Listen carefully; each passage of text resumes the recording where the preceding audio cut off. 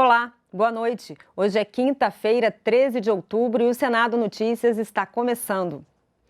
Projetos de lei que punem erros considerados excessivos nas pesquisas eleitorais foram apresentados na Câmara e no Senado, mas o assunto divide os parlamentares.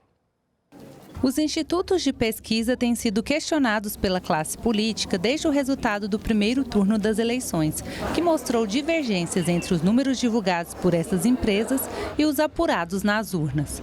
No Congresso, os parlamentares estão se movimentando para apresentar propostas que possam punir erros excessivos nas pesquisas. Um projeto do senador Marcos Duval pune empresas de pesquisa eleitoral cujos resultados divulgados nos últimos 5 dias úteis anteriores ao pleito sejam divergentes dos apurados oficialmente para além de 2 pontos percentuais além da margem de erro. Nesses casos, a empresa ficaria inabilitada de realizar pesquisas eleitorais por 8 anos. O senador também pediu a criação de uma CPI para investigar as empresas que realizam as pesquisas. O documento já possui número de assinaturas suficientes para a abertura da comissão, mas ainda precisa ser lido em plenário. Muitos brasileiros não querem perder o voto, então seguem o que as pesquisas estão dizendo. E nós estamos escutando muito que essas pesquisas, elas são entregues de acordo com o que o cliente deseja. Para o líder da minoria no Senado, o senador Jean Paul Prats, os institutos de pesquisas devem ser objetos de análise e não de investigação. No caso das pesquisas, o que é que se há de fazer? O trabalho que o Legislativo faz. Compilar os projetos que a Casa já tem em curso sobre isso, que estão sendo discutidos, parlamentares da Câmara e do Senado, fazer eventualmente, ampliar o debate ou focar o debate mais com uma sessão de debates, com audiências públicas nas comissões respectivas a esse assunto e tentar amalgamar todas essas opiniões e fazer uma proposta unificada, um projeto de lei talvez maior, mais denso, sobre pesquisas e sobre institutos de pesquisa. Basta isso. Não há o que investigar necessariamente, não há por que chamar esse instituto de pesquisa para uma investigação. Você vai chamá-los para um debate construtivo. Resulta disso aí um projeto de lei, eventualmente. Se ele for urgente, a gente vai se debruçar sobre isso e aprovar. Se não for urgente, ele vai percorrer os caminhos naturais das comissões, das deliberações, tanto na Câmara quanto no Senado. Eu acho que isso basta nesse caso. O eleitor ele tem que entender que a pesquisa é uma sensibilidade, não é uma certeza. Nem o próprio Instituto trata aquilo como certeza. Como eu não acredito em manipulação, eu acho que não necessitaria uma CPI. Dei o apoio porque acho que a gente tem que debater. Pode ser numa audiência pública, pode ser no âmbito de comissão, mas com razoabilidade, com parcimônia, com equilíbrio e com os atores participando. Isso é o mais importante. Na Câmara dos Deputados, outro projeto tramita com o mesmo objetivo. Essa proposição prevê pena de 4 a 10 anos para resultados fora da margem de erro. O presidente do Senado considerou a proposta inadequada e afirmou que o debate sobre pesquisas eleitorais deve ser feito após o segundo turno das eleições. Isso é inapropriado sob todos os aspectos, inclusive sob o aspecto jurídico. Portanto, é preciso ter muita cautela também, muita prudência. Se busca coibir erros de pesquisa, é preciso fazer de forma inteligente e razoável.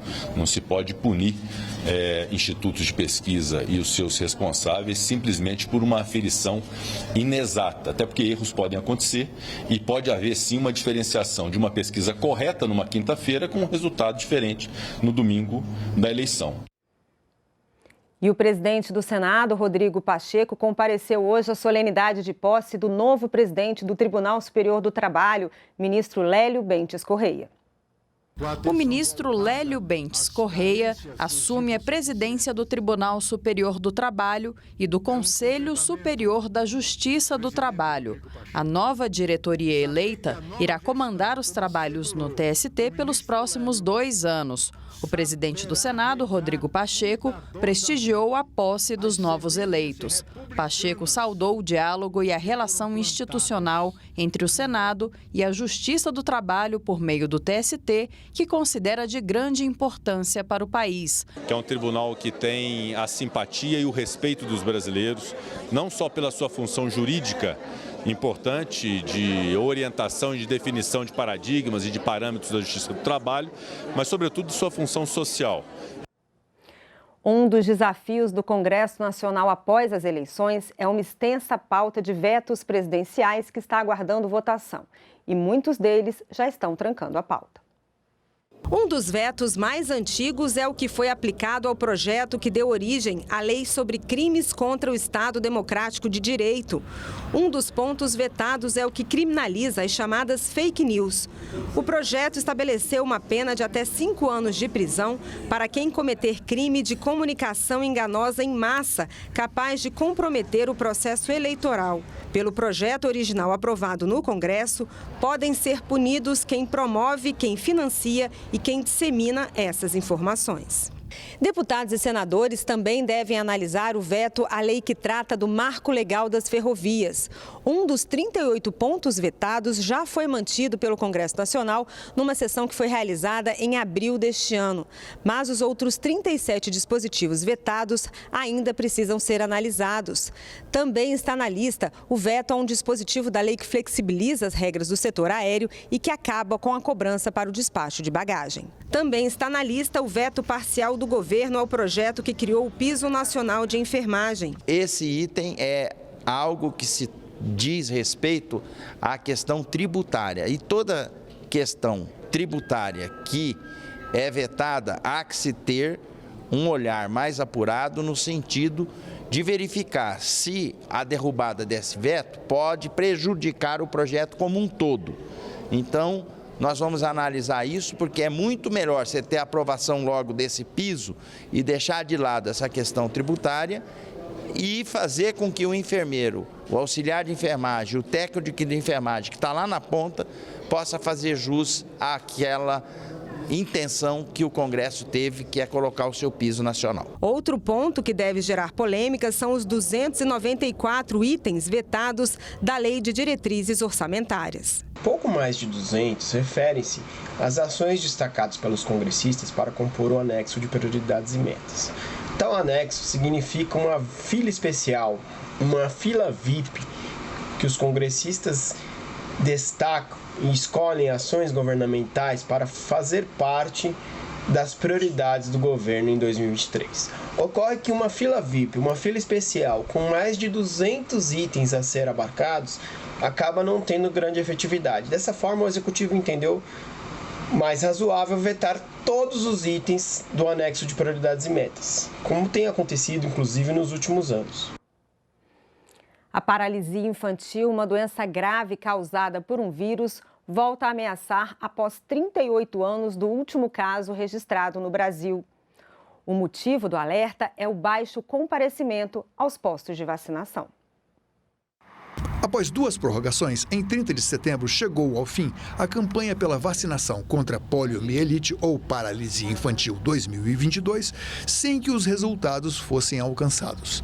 Mesmo com vacinas disponíveis em número suficiente nos postos de saúde, a baixa adesão preocupa as autoridades e os profissionais da área, pois a imunização é a única forma efetiva de prevenção. O que aconteceu recentemente é que, com as baixas coberturas vacinais, aproximadamente 30 países no mundo têm surtos de poliomielite. E o Brasil hoje é considerado um país de alto risco, assim como vários países vizinhos nossos, a Argentina, a Bolívia, o Paraguai.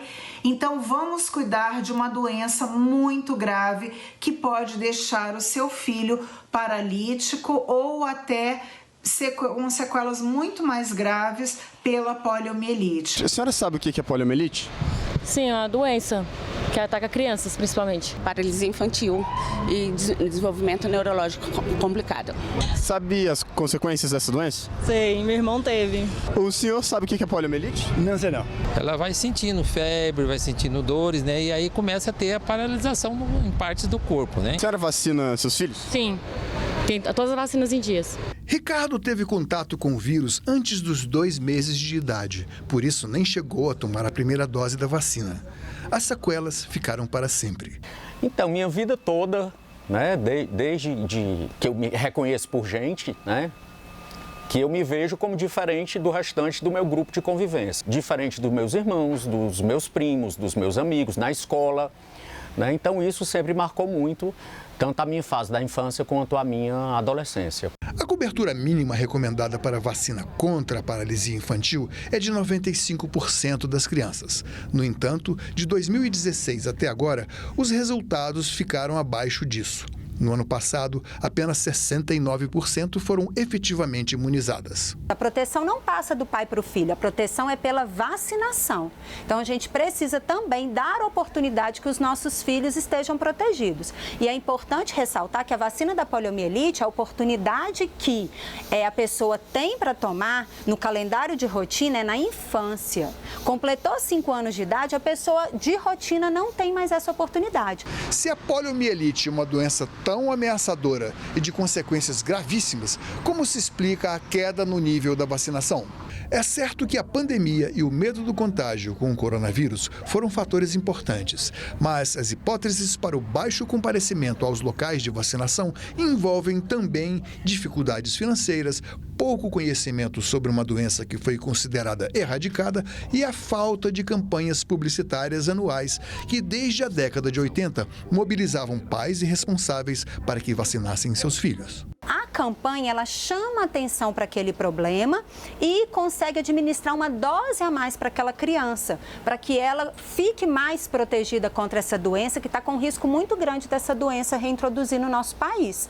Então, a campanha tem todo esse potencial, uma proteção a mais e o chamativo de mídia, de publicidade para aquele momento. A campanha é um chamamento, é um alerta, é para trazer, para reforçar essa ação, mas as vacinas elas estão disponíveis nas salas de vacinação e os pais podem livremente acessar essa política pública, que é um direito das crianças e um dever do Estado prover. Com simpatia e humildade impressionantes, esse pai, servidor público, doutor em epidemiologia, manda uma lição de vida para outros pais e mães. Tenho 2 filhos, meus filhos sempre estão nas salas de vacinação quando há necessidade, né? Eu sempre aviso aos pais, né, que filho amado é aquele filho que está prontamente vacinado. Não, grava de novo. E bem pertinho aqui do prédio do Congresso Nacional, atrás da Praça dos Três Poderes, está localizado o Espaço Israel Pinheiro, uma referência em educação para o desenvolvimento sustentável.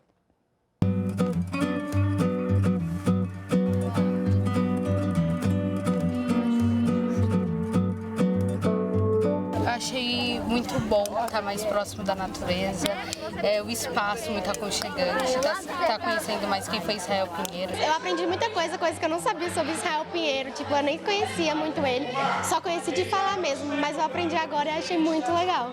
Uma aula de história, cidadania e desenvolvimento sustentável. Primeiro museu interativo de Brasília, o Espaço Israel Pinheiro se tornou uma referência para escolas no Distrito Federal.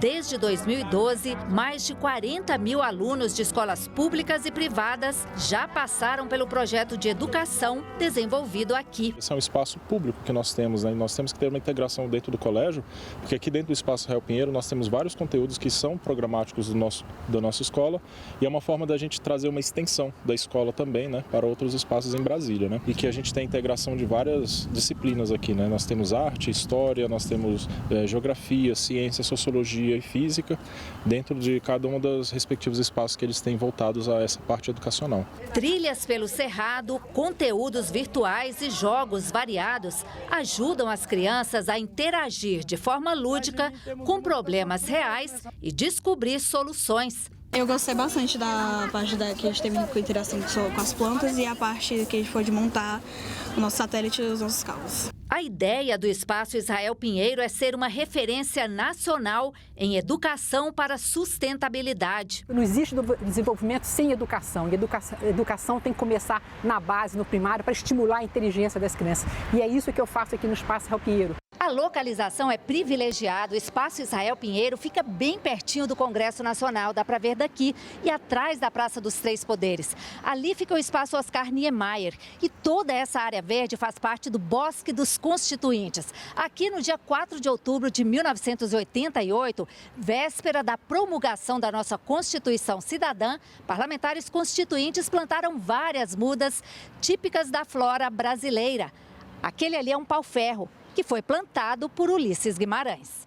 É a história do Brasil, da conquista da nossa cidadania, que se mistura com a história de Brasília. O nome do engenheiro e político Israel Pinheiro está intimamente ligado à construção da nova capital. Filho do ex-senador João Pinheiro, ele veio para o Planalto Central com Juscelino Kubitschek para presidir a Nova Cap, empresa que construiu a cidade. Doutor Israel Pinheiro, presidente da Nova Cap e responsável pela construção da nova capital. E logo após a inauguração, foi nomeado o primeiro prefeito de Brasília. O engenheiro e tocador de obras era também um apaixonado pela educação e pelo meio ambiente. Eu fico muito emocionada porque minha avó me entregou essa responsabilidade há 20 anos atrás e eu estou aqui até hoje lutando para implementar o sonho da educação para as crianças pobres, que era o pensamento de João Pinheiro.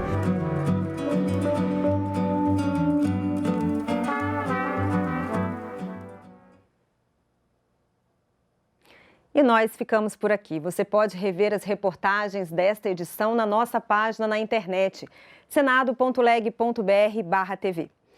Muito obrigada pela sua companhia e até a próxima.